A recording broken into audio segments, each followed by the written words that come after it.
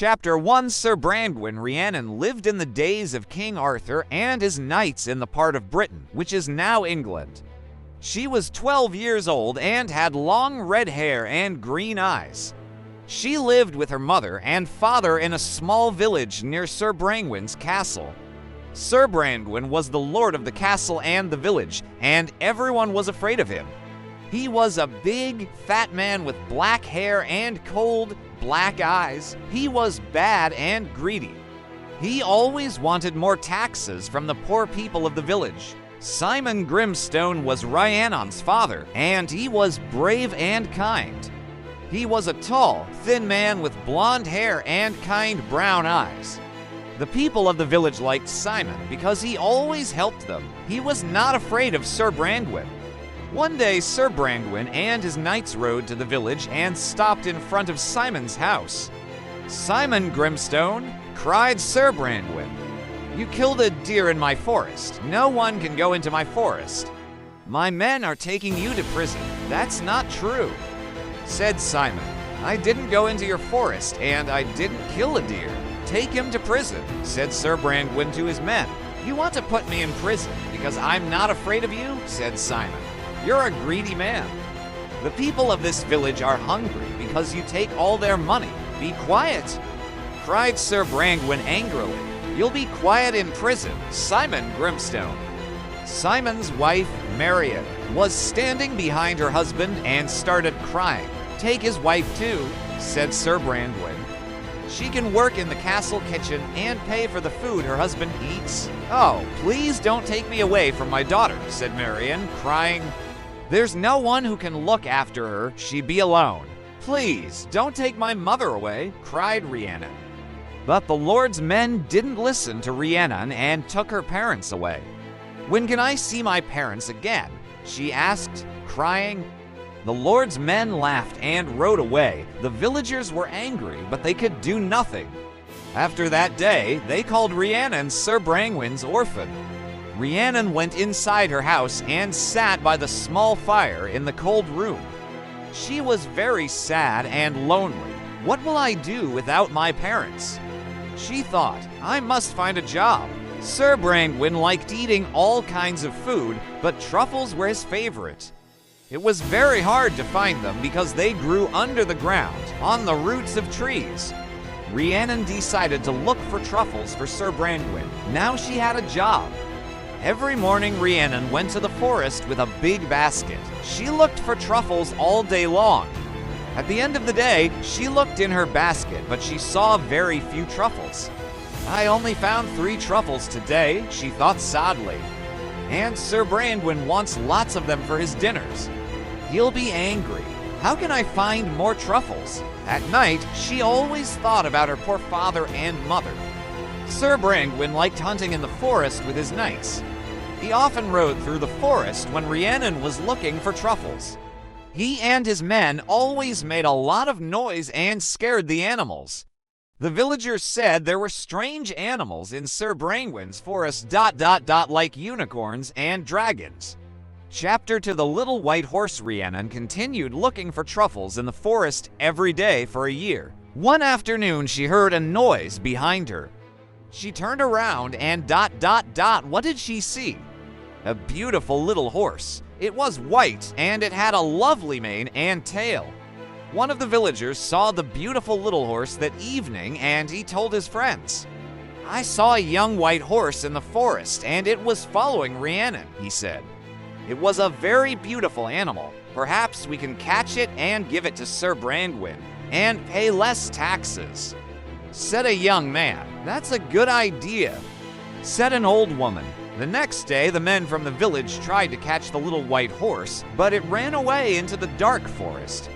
That evening, Rhiannon came home with a basket full of big truffles. "Where did you find those big truffles?" asked one of the men of the village.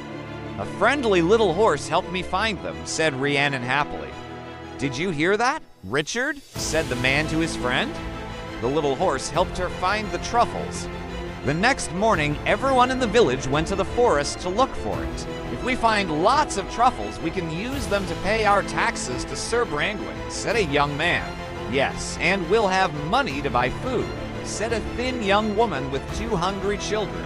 They looked everywhere in the forest, but they could not find the beautiful little horse. It was hiding in a secret place. When they went back to the village, the little horse came to see Rhiannon. She followed him and found a lot of truffles for her basket. The beautiful little horse liked Rhiannon and wanted to help her. Day after day, Rhiannon's basket was always full of truffles for Sir Brandwin. Soon the servants at the castle started talking about the baskets of truffles and the strange little horse. One of Sir Brangwyn's knights heard them and decided to follow Rhiannon into the forest. He hid behind a big tree and waited for the little white horse.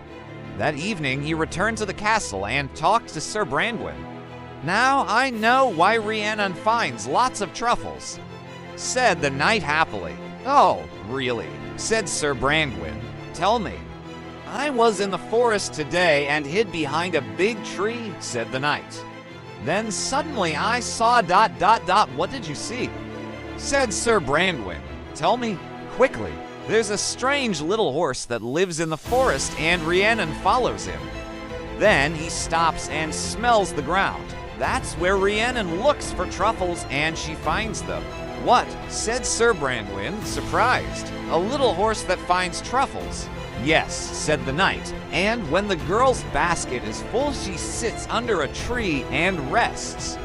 The little horse sits next to her and she sings sweet songs to him. But there's one strange thing about him." "What?" asked Sir Brandwyn. "He has a lump between his eyes," said the knight. "A lump ... Then it's a young unicorn," cried Sir Brandwyn. "Soon that lump will grow and become a horn. It's a unicorn, a magic creature." "A unicorn?" said the knight, surprised. "I didn't know there were unicorns in the forest." Sir Brandwyn called the best hunters in the village to his castle. "You are the best hunters in the village," said Sir Brandwyn. "Now listen carefully. You must go to the forest and find the little white horse," said Sir Brandwyn. "Then bring him to me. There's a prize for the hunter who finds him, a big prize. Now go." The hunters went to the forest and looked for the beautiful white unicorn. They looked for days, but no one could find him. Sir Brandwyn was angry and the hunters were afraid of him. One afternoon, an old knight who lived in the castle went to see Sir Brandwyn. "Do you want to find the unicorn, sir?" asked the old knight. "Of course I do," said Sir Brandwyn. "Then you must send the young girl into the forest alone," said the old knight. "Alone? But why?" asked Sir Brandwyn. "When the unicorn sees her, he'll go and sit next to her, she sing to him, and he'll fall asleep. Then the hunters can catch it." "That's a very good idea," said Sir Brandwyn. He called his knights and said, "Go to the village and get Rhiannon. I want to see her immediately." The knights went to the village and looked for Rhiannon everywhere. When she saw them, she was afraid. "What do they want?" she thought. "You must come with us to the castle immediately," said one of the knights. "Why must I come with you?" asked Rhiannon. "Sir Brandwyn wants to talk to you," said another knight. "Get on this horse, quickly." Rhiannon got on the horse and went to the castle with the knights. Chapter 3, Rhiannon's Secret. The knights took Rhiannon to the castle. Sir Brandwyn was sitting at a long table with his friends. They were laughing and eating all kinds of food. "Young Rhiannon," he said, smiling, "you must help me catch the beautiful white unicorn of the forest." "The white unicorn?"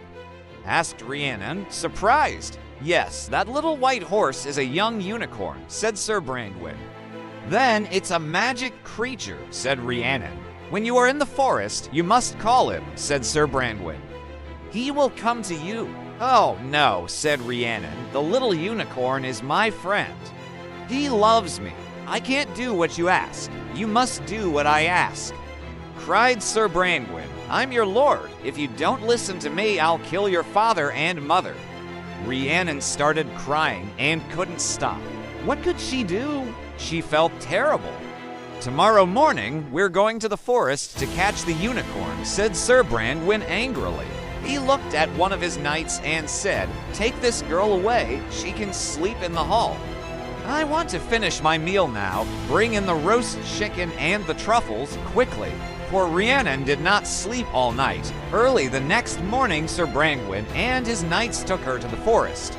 Sir Brandwin and his men hid behind some trees, and Rhiannon sat on the grass. They waited all day and all night. When the moon was high in the sky, the young unicorn came and sat next to Rhiannon. He looked at her with his big eyes and put his nose next to her cheek. He was happy when he was with his friend. But Rhiannon could not sing because she was afraid and unhappy. Suddenly Sir Brandwin came riding through the forest on his big black horse. Rhiannon jumped onto the unicorn, put her arms around his neck, and quickly rode away.